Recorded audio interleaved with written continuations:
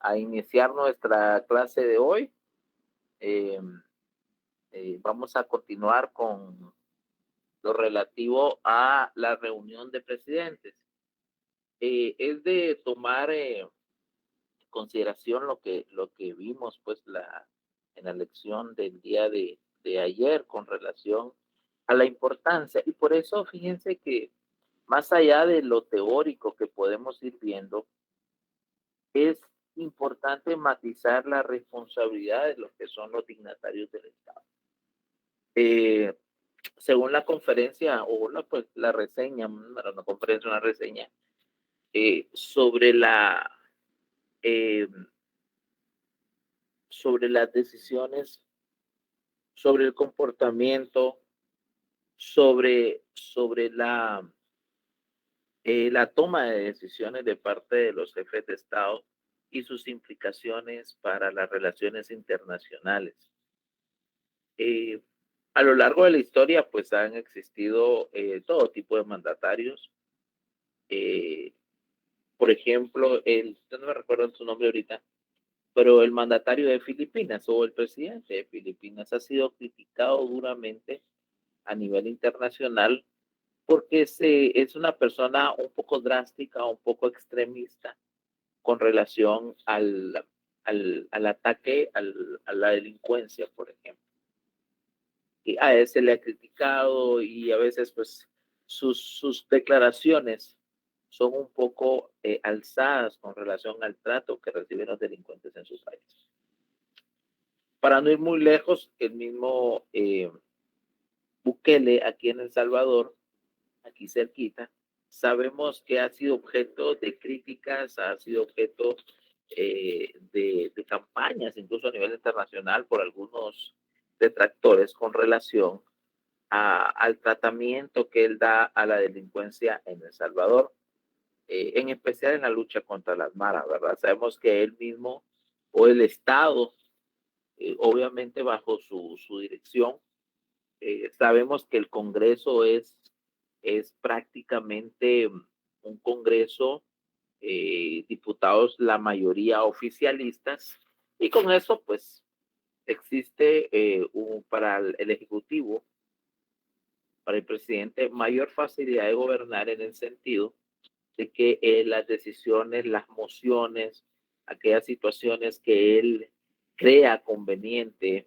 en su política interna hacer, pues evidentemente al pasar este tema a un tema de ley, un proyecto de ley, pues sus posibilidades de ser aprobadas pues son mucho mayores, ¿verdad?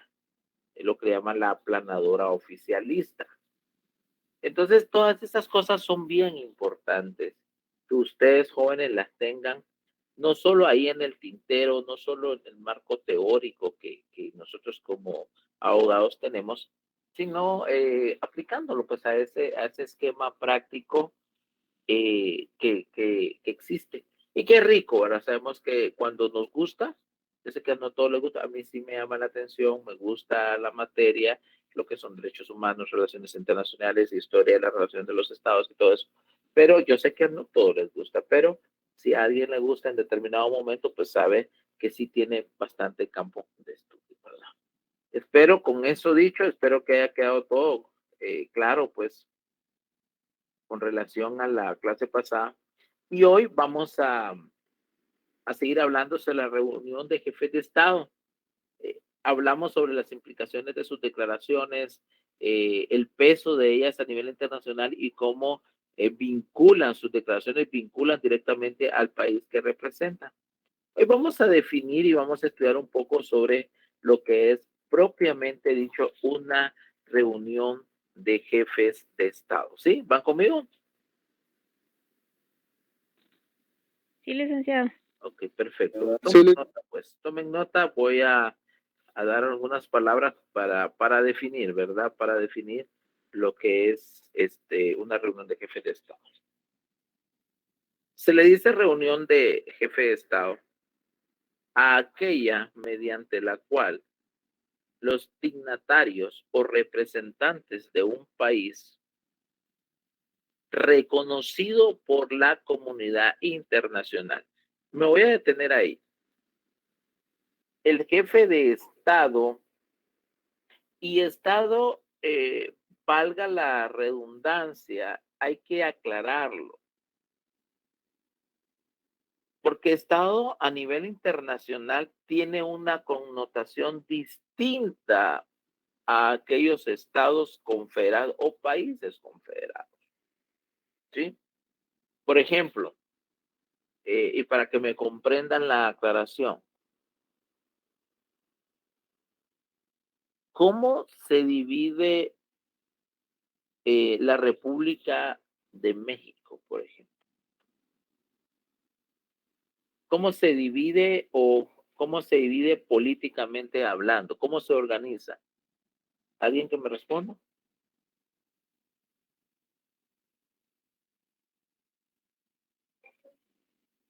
Por estados. Muy bien, Manuel.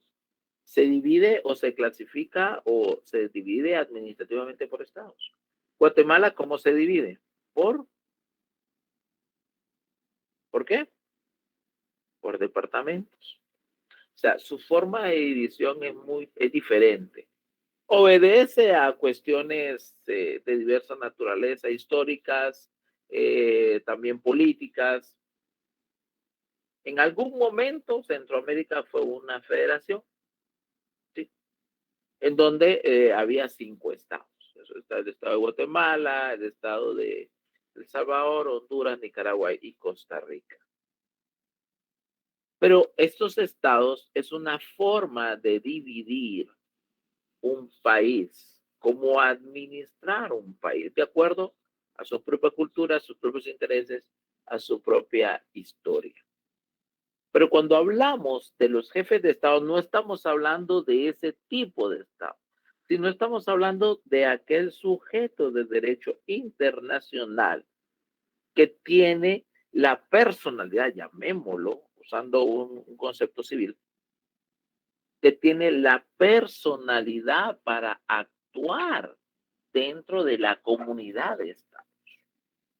Entonces, retomando, se le llama reunión a aquella mediante la cual o en la cual los dignatarios o representantes de un país reconocido por la comunidad internacional tienen como objetivo principal, escuchen bien, se reúnen por algo.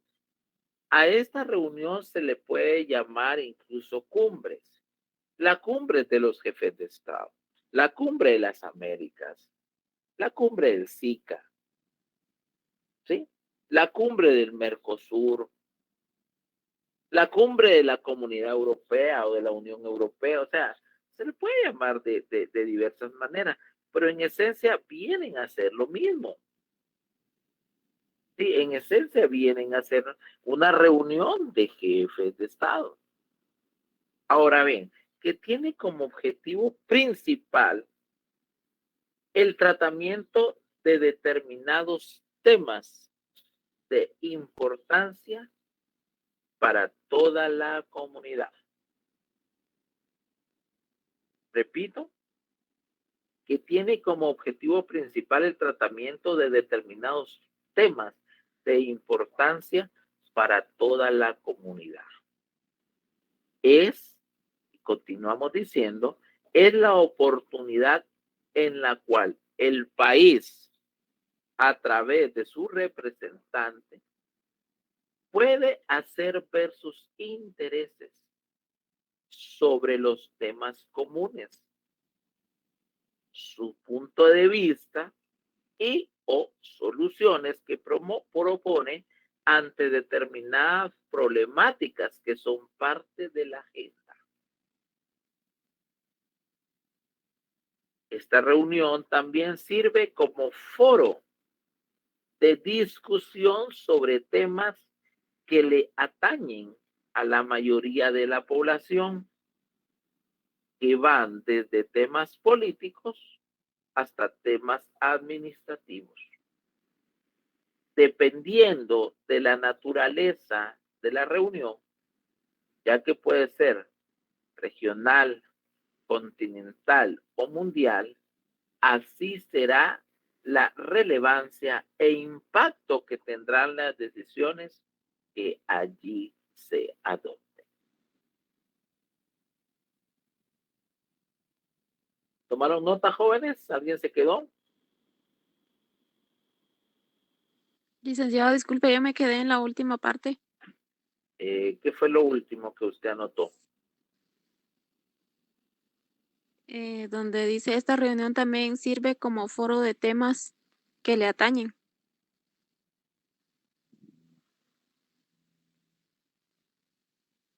Que le atañen, perfecto. Sirve como foro de discusión sobre temas que le atañen a la mayoría de la población, que van desde temas políticos hasta temas administrativos. Continúa. Dependiendo de la naturaleza de la reunión, si es regional, continental o mundial, así será la relevancia e impacto que tendrán las decisiones que allí se adopten. Ahora sí, Sí, licenciado, gracias. todos tomaron nota, jóvenes.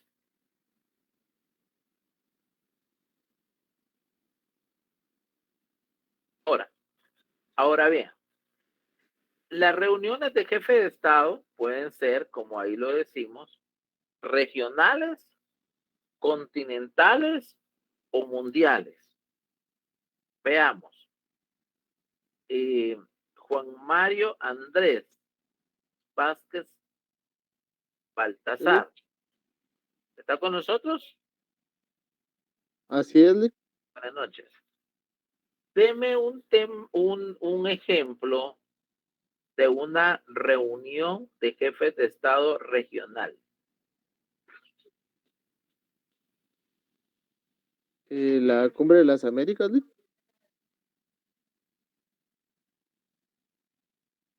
Justifique su respuesta.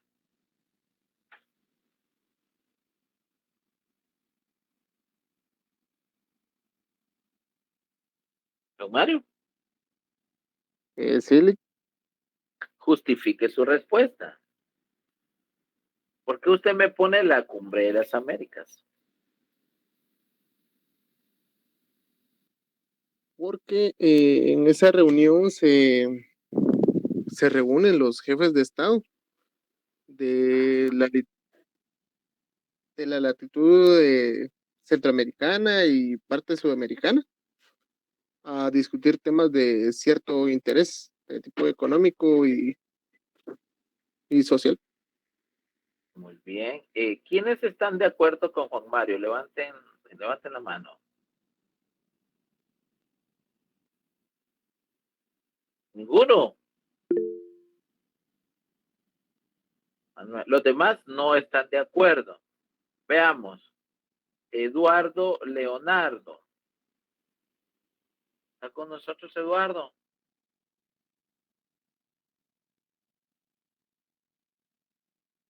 Eduardo. No, no está con nosotros. Parece que solo está conectado. Teodoro, Teófilo Cifuentes.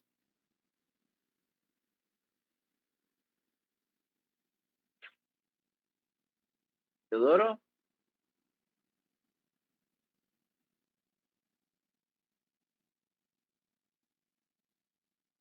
Teodoro.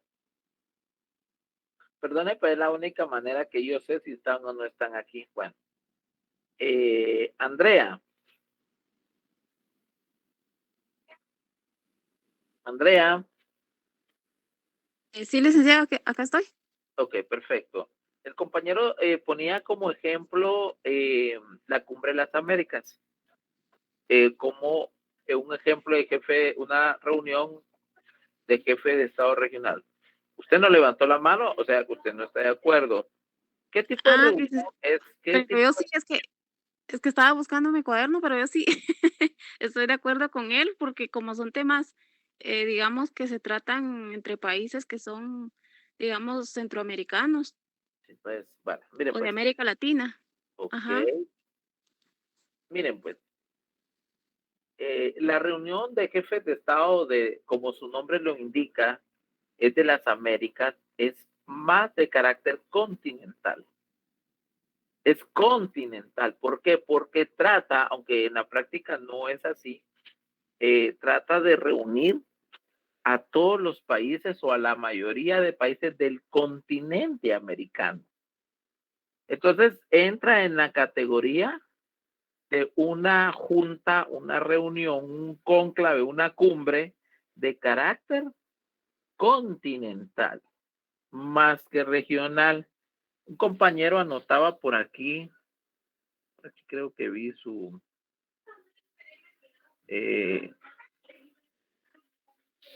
para mí, regional, por ejemplo, el SICA, que es la Secretaría de Integración de Centroamérica. Exactamente. El mejor ejemplo para nosotros que somos parte de esto es el SICA. El SICA, obviamente, por ejemplo, en Sudamérica, siempre he puesto, ejemplo, el Mercosur, ¿verdad? Que es el mercado común de Sudamérica, es grande, ellos se reúnen eh, eh, periódicamente porque han logrado conjuntarse la mayoría de países en un interés regional. Nosotros tenemos el SICA y los países del norte también. En su momento ellos hacen sus propias reuniones, aunque sabemos que en el norte son más afines. Canadá y los Estados Unidos y México se quedan un poquito a la saga, pero pues son ejemplos, ¿verdad? Entonces, como si yo les pregunto en el examen, consigne o escriba usted un ejemplo de reunión de jefes de Estado de carácter regional, la respuesta, según lo que estamos diciendo, usted puede decir jefe de Estado del Mercosur, jefe de Estados de la Unión Europea o una reunión del SICA, ¿verdad? Una cumbre del SICA. ¿Verdad? Esta es una reunión de carácter regional. ¿Y cuál es la particularidad de la reunión regional? Que los problemas evidentemente son mucho más concretos, son problemas que la solución está a la mano muchas veces, ¿sí? Son elementos o son momentos en los cuales se tocan temas muy prácticos y se adoptan decisiones, por ejemplo, sabemos la estrategia contra el narcotráfico ha venido desde muchos años y ha sido el producto de muchas reuniones en los cuales los países pues se ponen de acuerdo, ¿verdad? En cuanto a cómo tratar, a cómo coordinar, o cuando huyen algunos, eh, digamos, delincuentes, sabemos cuando han migrado, tratado de migrar delincuentes, muchos de El Salvador o Honduras, y que vienen, o por ejemplo, cuando se ha dado el caso de las caravanas migratorias, esas políticas ya están predeterminadas, hay una coordinación, y ustedes se recordarán que cuando vinieron, bueno, se trató en las fronteras tener un poco de control a efecto que delincuentes, mareros, si venían ahí, pues no pudiesen pasar o fueran detenidos, ¿verdad? Las reuniones eso hacen de los presidentes. Claro, son temas, por eso hablábamos, pueden ser temas políticos, temas migratorios, temas administrativos, temas de toda naturaleza. Entonces, si yo les pregunto en un examen, bueno, mire, joven alumno, por favor, escriba el nombre de una reunión de carácter regional, pues ustedes ya tienen ahí. Ahora, una reunión de carácter continental, ahí sí, tenemos la Cumbre de las Américas, pero también tenemos de forma especial, aunque no se le llama de esa manera según la ley, pero sí tenemos, por ejemplo, lo que es la Asamblea Anual de la OEA. La OEA, la Organización de Estados Americanos, es la mayor reunión que hay, ¿verdad? Donde están prácticamente todos los países de América. ¿Sí? Están todos los países, se reúnen los jefes de Estado para tratar una serie serie de temas, serie de asuntos de importancia ya no regional, sino de carácter continental. ¿Sí?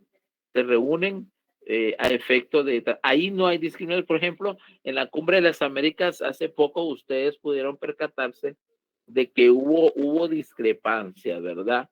Ha habido discrepancia, que si participara, habían 3 países a los cuales los Estados Unidos no extendió invitación: Nicaragua, Cuba y Venezuela. Vino, por ejemplo, Manuel López Obrador y dijo, no, que si ellos no iban, pues él tampoco iba. Entonces, ahí la Cumbre de las Américas es diferente, aunque es regional, aunque es continental, perdón, pero da lugar a otro tipo de tratamiento, aunque sirve, es más de carácter político, ¿sí? Más de carácter político, pero sí temas de trascendencia, y sus decisiones sí son vinculantes, evidentemente, como les he dicho, la decisión que tome el presidente, que tome el canciller, cuando es el canciller, son vinculantes, claro, con un tratamiento diferente. Pero en la asamblea ordinaria de la OEA, ahí la cosa cambia. Ahí el matiz político que en determinado momento se tenga, ese matiz político es respetado y no se le veda el derecho de participación, ¿sí? Porque como sujeto dentro de ese contrato, porque acuérdense que hay una carta de la OEA, una carta de la Organización de Estados Americanos, en esa carta se consagran todos esos principios. Y por último tenemos las reuniones de tipo pues, que va más allá del continente, ¿sí? Ya mundial, digamos de esa manera. A eso el mayor ejemplo que tenemos pues es la asamblea de la ONU, la asamblea anual de la Organización de las Naciones Unidas. Esa es el paradigma, ¿no? Es donde las naciones, como su nombre lo determina, como su nombre lo denomina, es una cumbre. No le llama cumbre, evidentemente. La cumbre tiene otra connotación. ¿Sí? La cumbre tiene otra connotación. Aquí se le llama asamblea. La asamblea se reúne con ciertos objetivos, con ciertos propósitos. Es donde la comunidad internacional, a través de sus representantes, está en la libertad de manifestar a través de su representante sus puntos de vista, y se le da oportunidad a todos los presidentes o primer ministro, canciller o jefe de Estado que participe, que esté acreditado, reconocido. Porque si un presidente no es reconocido por la comunidad internacional, pues él no va a estar legitimado para representar ese Estado dentro de la asamblea. Dentro de la asamblea se han visto a lo largo de los años, pues, una multitud de situaciones. Yo me recuerdo el señor Hugo Chávez, en una ocasión dijo, bueno, un poco antes había pasado el presidente de los Estados Unidos en su oportunidad pues de dar su discurso, pues dijo, aquí todavía huele a azufre, algo así dijo él, ¿no? Que o sea, el diablo había estado ahí unos momentos antes.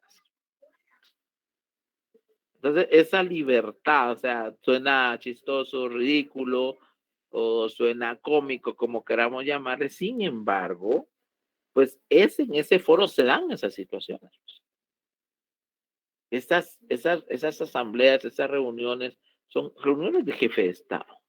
Pero en el caso de la ONU es aquella que se constituye en el paradigma de las reuniones. ¿Por qué? Porque aunque sus temas son generales, pues evidentemente siguen siendo temas de interés mundial. Ahí se han tratado temas de carácter ecológico, el medio ambiente, de carácter armamentista, de carácter alimentario, o sea, una serie de situaciones bastante interesantes. Claro, muchas veces prima lo político, prima aquellos aspectos más generales, llamémoslo, pero en el fondo, abajo de esto, vemos toda una agenda, hay comisiones, hay avanzadas de gobierno que se encargan de negociar, porque realmente ahí muchas veces los puntos resolutivos ya son aquellos que ya están discutidos a través de comisiones, se llevan a la asamblea para que se vote y que a través de ese voto que se tomen o dejen de tomar las resoluciones de los jefes de Estado. ¿Está claro hasta ahí, jóvenes, o tienen alguna pregunta? Vamos bien, Lick. Ok, perfecto. Sí, licenciado. Okay, perfecto. Bueno, si tenemos eso claro, vamos a tratar un ejemplo de cómo estas reuniones se van o se llevan a cabo. Para ello, acudí a la página de la Organización de las Naciones Unidas y le voy a leer algunos extractos de cómo es que una reunión de la ONU se lleva a cabo. Ellos, la Asamblea General de la Asamblea Ordinaria, ese es su nombre, de las Naciones Unidas, es una vez al año. Y aquí hay un extracto de cómo funciona por dentro este tipo de reuniones o cómo se organizan. Pongamos atención. Dice así, los preparativos comienzan hasta con un año de antelación. O sea, eso quiere decir que cuando termina una reunión, pues inmediatamente o poco tiempo después inicia la preparación de la siguiente reunión. Uno del Departamento de Eventos Especiales de la ONU, de nombre Fernando Barquín, dijo que se reservan los espacios desde un año antes, ya que estos espacios son muy limitados. Los 193 Estados miembros, oigan bien, se ponen en contacto con el Departamento de Protocolo de la ONU para informar sobre quién asistirá en representación del país. Normalmente el jefe de Estado o gobierno o un ministro. Comúnmente van los jefes de Estado, pero puede caber la posibilidad de que un ministro, muchas veces el ministro de Relaciones Exteriores o el canciller sean los encargados, pero el efecto es el mismo. Poco a poco se empieza a crear el rompecabezas de la lista de oradores que intervendrá ante la Asamblea General. O sea, son los oradores, o sea, son obviamente, como decía, los representantes, los que ellos van a participar dentro de esa reunión y obviamente, pues, discurrirán sobre el tema que más le convenga. Sí, Juan Mario. Lick, perdone, así como el proceso que usted dice, ¿verdad? En este caso, con relación al país de Venezuela, que anteriormente tocábamos el tema de que está el presidente Maduro y en este caso el otro presidente que se autoproclamó, creo yo que era Guaidó. En este Ajá. caso, ¿a quién de los dos le darían la palabra o Eso, intervención en ese caso? ¿O cuál es el exacto. método Se en le este ha caso? dado.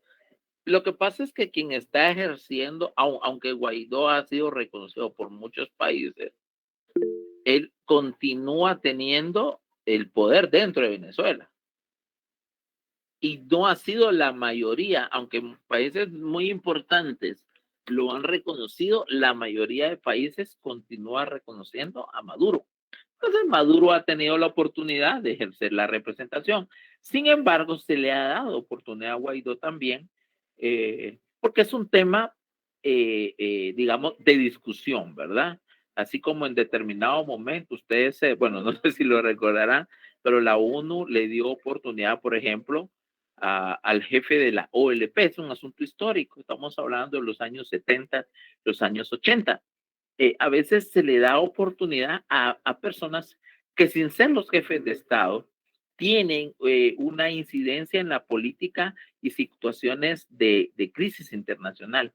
En aquel momento, a Yasser Arafat, que en el año 95 ganó el Premio de la Paz, junto con Yitzhak Rabin, que posteriormente fue asesinado, el primer ministro israelita, pero a ellos se les ha dado oportunidad en la asamblea, que a pesar de no ser jefes de Estado propiamente dicho, sí se pueden dirigir a la comunidad internacional. Sí, no sé si con eso logro, o sea, aunque es obligatorio, por así decirlo, darle la palabra al jefe de Estado en determinadas circunstancias, hay otros que sin ser jefes de Estado o porque existe una crisis o porque existe algo muy importante, se le da oportunidad también de participar. ¿Sí?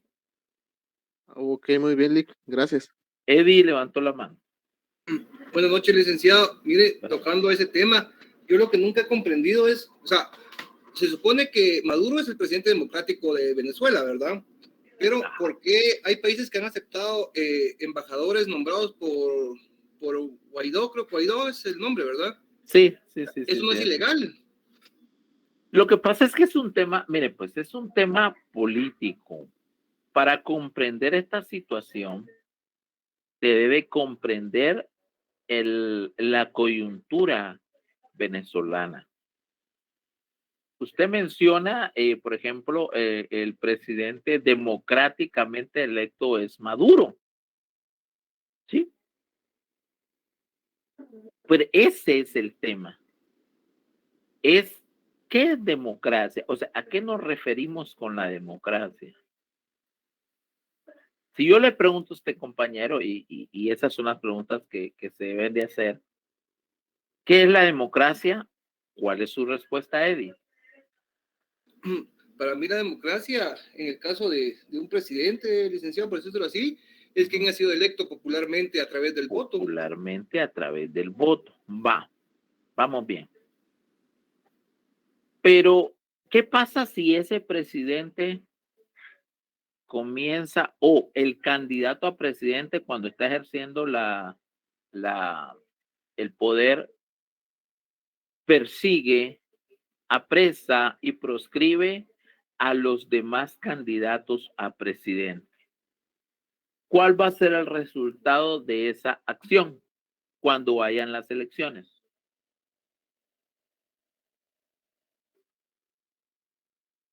¿Quién va a resultar electo?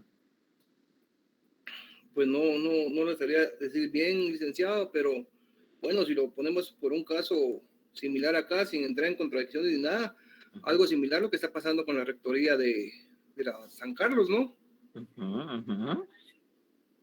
Vaya, ¿por qué no se acepta? Ahora, ese es el tema. Bueno, yo conozco un poquito más de esto, me gusta, como le digo, ¿qué pasa? No es reconocido porque a esas elecciones dejan de ser democráticas desde el primer momento en que el Estado o el poder o quien ejerza y detenta el poder se aproveche. Si usted lee la ley de electoral y de partidos políticos, ustedes se van a dar cuenta de cómo es el asunto.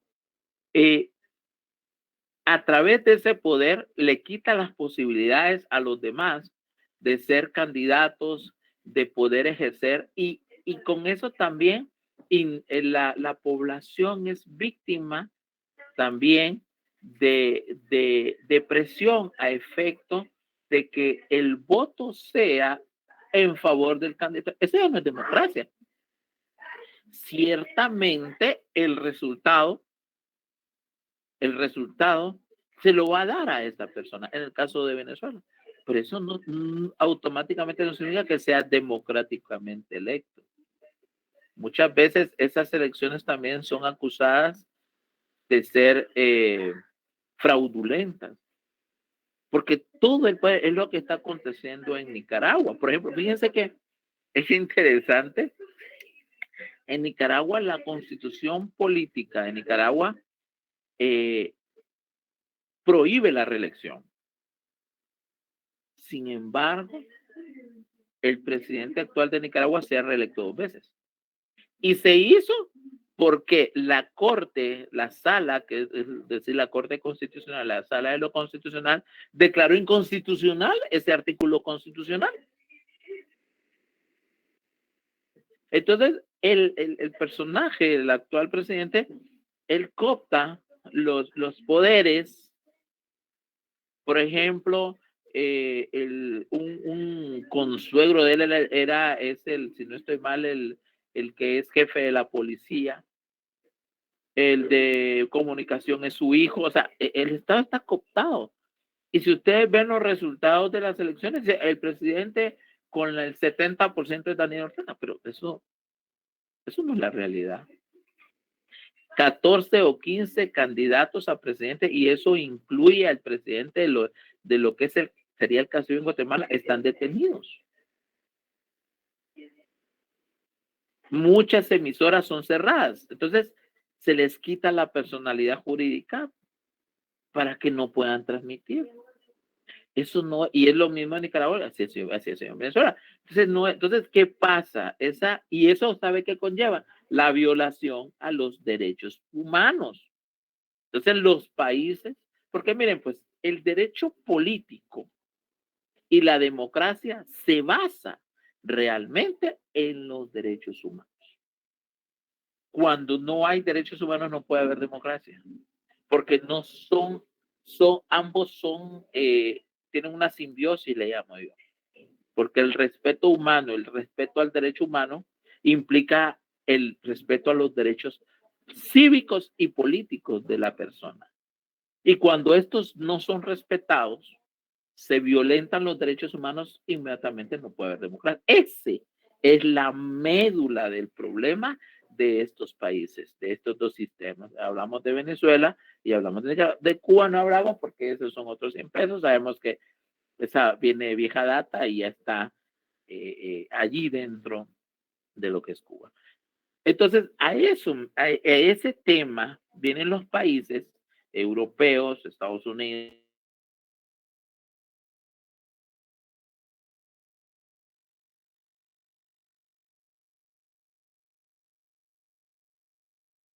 y muchos otros países. Carta de la OEA, de la carta también de la ONU hemos aceptado. Y es donde viene la controversia. ¿Sí? Ahí es donde viene la controversia. No sé si me explico con esto, Eddie. Sí, licenciado, gracias. Ok, perfecto. Bueno, continuemos. Bueno, hablábamos de que se comienza a crearse rompecabezas de lista de oradores que van a intervenir en la asamblea.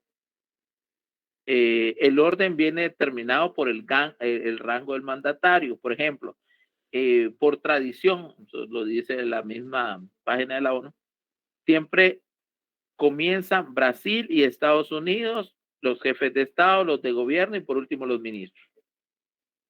¿Por qué? Porque los ministros no pueden hablar antes de los jefes de Estado. Si van todos los jefes de Estado, entonces se utiliza el mecanismo de jefe de Estado, pero hay ocasiones, como lo repito, en que lo que van son ministros o cancilleres, ¿verdad? En las semanas previas a la asamblea, los gobiernos envían lo que se conoce como equipos de avanzada, que mantienen reuniones con los diferentes departamentos de las Naciones Unidas involucrados. Sabemos que hay secretarías, pero está la UNICEF, está la FAO, está la OMS, es decir, o sea, todas esas equipos dependiendo de las temáticas que se quieran ver, ¿verdad? Se hace, bueno, después sabemos que el edificio de las Naciones Unidas, aquí va a hablar acerca de la logística interna en cuanto al edificio de las Naciones Unidas, que eso no nos interesa a nosotros. El servicio de protocolo recibe a todos los dignatarios, a los jefes de Estado y de gobierno se les acompaña cuando van a hacer su discurso, para asegurar que todos estén en el podio en el momento correspondiente. Un oficial de protocolo los acompaña a una sala conocida, eso es en el edificio de Nueva York, en las Naciones Unidas, como GA-200. Esos son llevados ahí unos minutos antes. Allí los mandatarios esperan mientras repasan su discurso o toman un café o a que termine el anterior y a que el presidente de la Asamblea General los llame. Es el momento cumbre. Ese momento es el que reflejan las televisiones nacionales e internacionales, pero no solo eso, los mandatarios asisten a decenas de actos y encuentros. O sea, hay una cantidad, son días los que están ahí, pues hay cenas protocolarias, reuniones bilaterales, acercamientos. Estas reuniones o estas reuniones de jefe de Estado son importantes también como un efecto colateral porque abren la puerta para que países puedan tener reuniones entre ellos sobre temas más particulares, ¿verdad?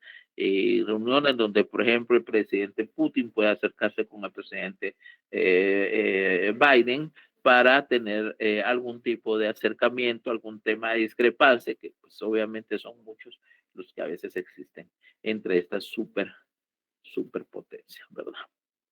Sobre el procedimiento de la discusión de consensos y soluciones. Para eso quiero llevarlos a la carta de la OEA. Me imagino que ustedes ya la deben de tener en sus manos. Tienen la carta de la OEA, les consulto.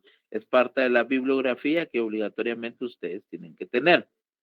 Si tienen por casualidad la carta de la OEA,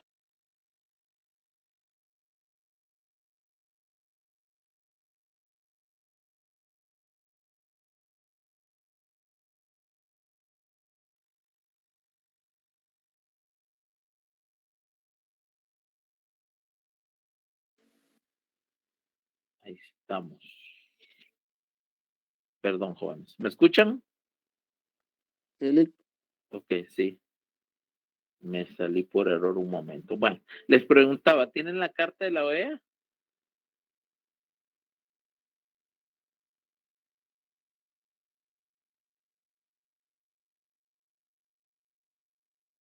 Jóvenes.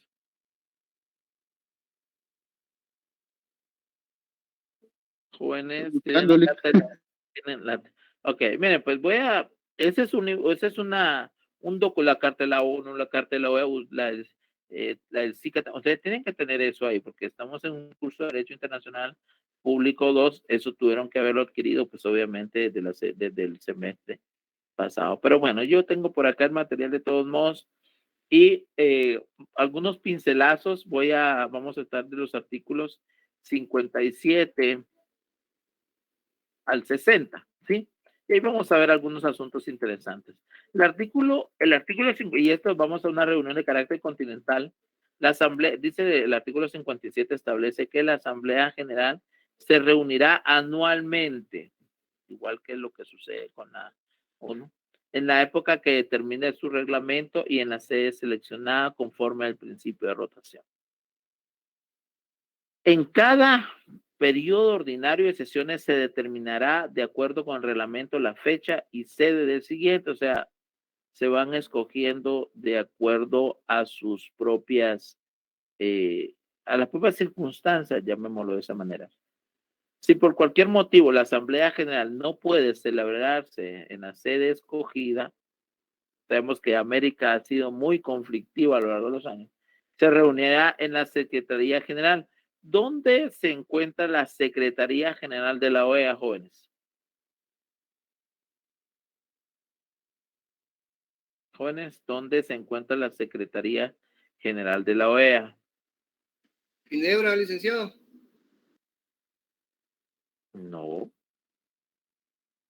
la OEA, estamos hablando de la OEA.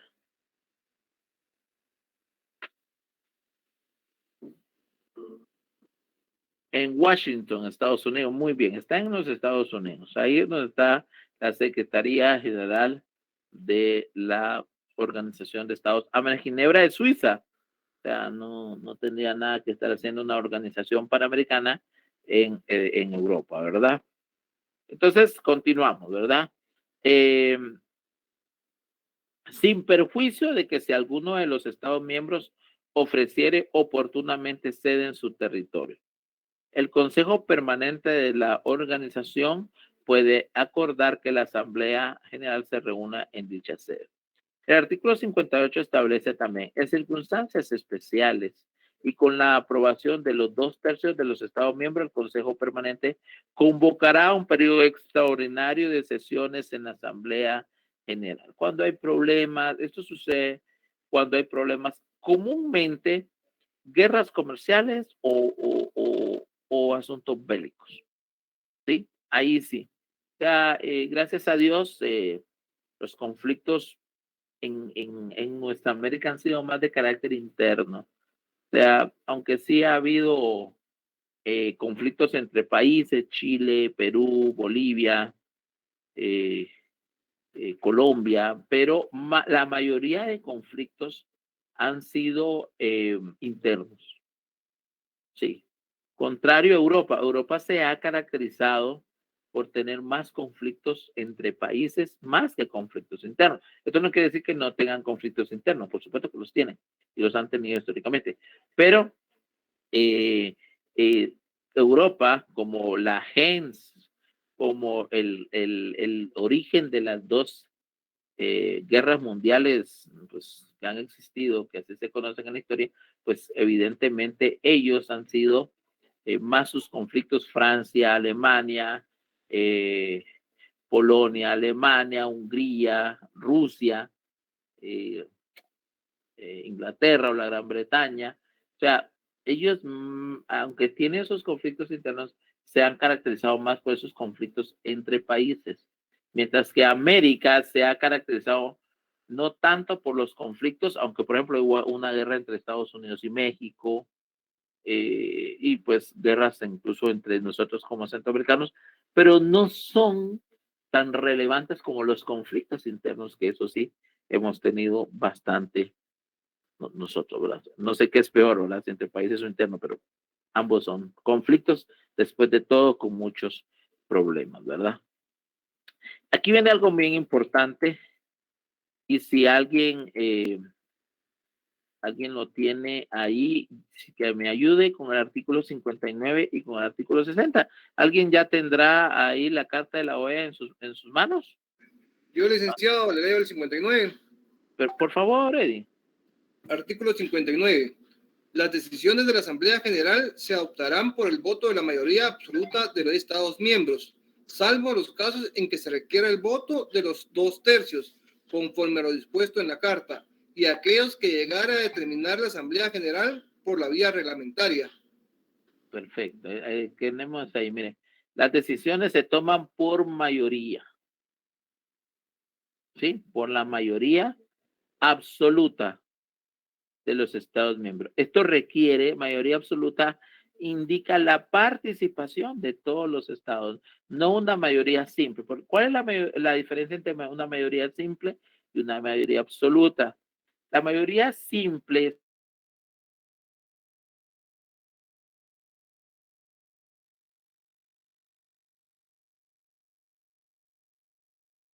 toma en cuenta los partes simple y la mayoría absoluta.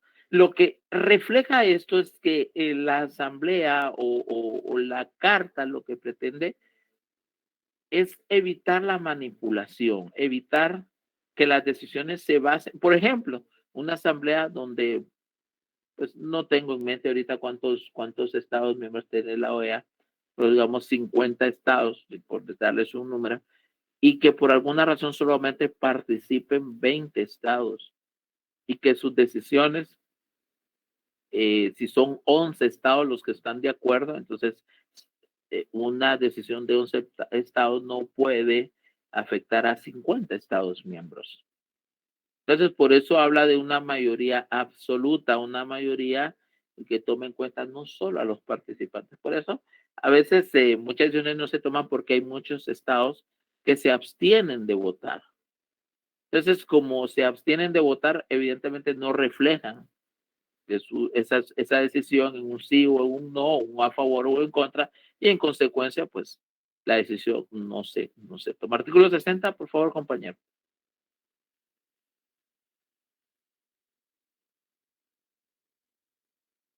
Ahorita leo el 60, licenciado. Así, por favor. Habrá una comisión preparatoria de la Asamblea General, compuesta por representantes de todos los Estados miembros, que tendrán las siguientes funciones. A. Formular el proyecto de temario de cada periodo de sesiones de la Asamblea General. B. Examinar el proyecto de programa presupuesto y el de la resolución sobre cuotas y presentar a la Asamblea General un informe sobre los mismos con las recomendaciones que estime pertinentes, y C. Las demás que le asigne la Asamblea General. El proyecto de temario y el informe serán transmitidos oportunamente a los gobiernos de los Estados miembros. Gracias. Mire, ¿esto qué significa? Más o menos, o a grosso modo, así funcionan todas las reuniones. Hay un temario. No crean que los jefes de Estado llegan y a una reunión y dicen, bueno, ¿de qué vamos a hablar? No. Hay un temario que cada cancillería, en el caso de Guatemala, el Ministerio de Relaciones Exteriores, prepara y presenta. Es una reunión de jefes de Estado, una cumbre. Entonces, ¿qué temas? Y eso que dice el temario de cada periodo de sesiones. O sea, hay sesiones de trabajo, hay comisiones, ¿sí? O sea, va el presidente, pero va una comisión.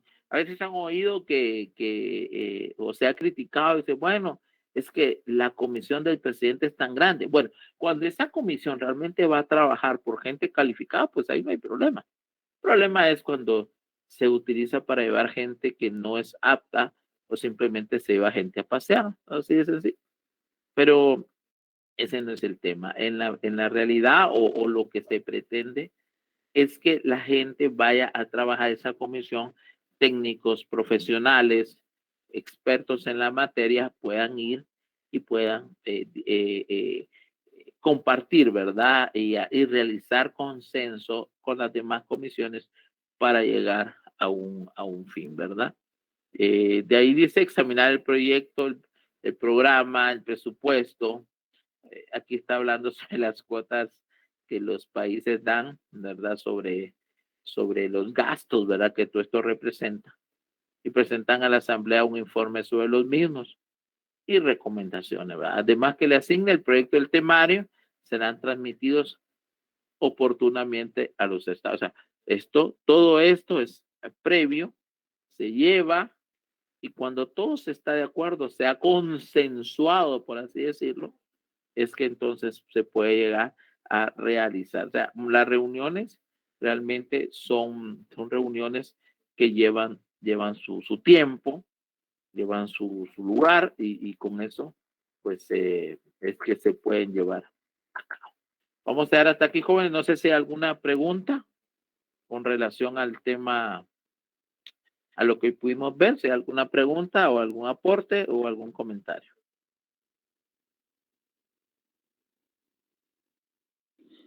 Licenciado, buenas noches. Solo una preguntita. Sí, Peter. Cuando se hablaba de las cumbres regionales, también podemos tomar en cuenta esas reuniones que hacen en Europa, como la cumbre de la OTAN, por ejemplo. Así o, es. o también, digámosle, en estos países árabes, cuando se reúnen los... La Liga Árabe. Exactamente, son cumbres regionales, ¿verdad? Son cumbres regionales. A veces las cumbres regionales pueden ir a ultramar porque una cumbre puede tener algo político. Sí, o sea, la Liga Árabe, por ejemplo, sabemos que los países árabes, Medio Oriente, ¿verdad? Realmente es el Medio Oriente. Los países árabes abarcan parte de África y parte de Asia, incluso de Europa, porque Turquía es parte de la OTAN, pero Turquía es un país árabe. Irán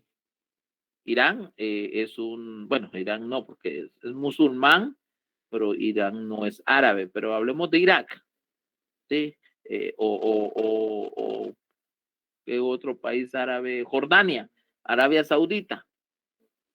Son países que están en Asia, no están en Europa, pero son países árabes. Egipto es un país árabe que está en África, o sea, ahí tenemos ejemplificado, es regional, no son del mismo continente, pero es regional y asume esa calidad, ¿verdad? La Liga Árabe, más que todo por asuntos étnicos o raciales, ¿verdad? Pero sí cabe esas cumbres, ¿verdad? También hay los países del Pacífico realizan sus cumbres. Hablamos del Pacífico del lado de Asia, ¿verdad? Japón, Corea, eh, y ese tipo de países, ¿verdad? Filipinas también, en donde tienen ese lazo común y regional. Reuniones, la mejor reunión a nivel mundial es la de la ONU. ¿Por qué? Porque la ONU es la que conglomera, por terminología mundial, quiere decir que engloba todo el mundo. Y tal vez otras reuniones de carácter mundial podría ser la Organización Mundial del Comercio. Pero aún ahí a veces hay países que no participan. Pero el mejor ejemplo es la ONU, pero algunas oficinas de ellos sí tienen reuniones. Ahorita con la pandemia, por ejemplo, sabemos de que la OMS, la Organización Mundial de la Salud, que es parte de la ONU, pues tuvo una incidencia y crítica sobre ella. Pues ustedes también han escuchado que, por ejemplo, ya sabían del virus del COVID-19 y ellos callaron por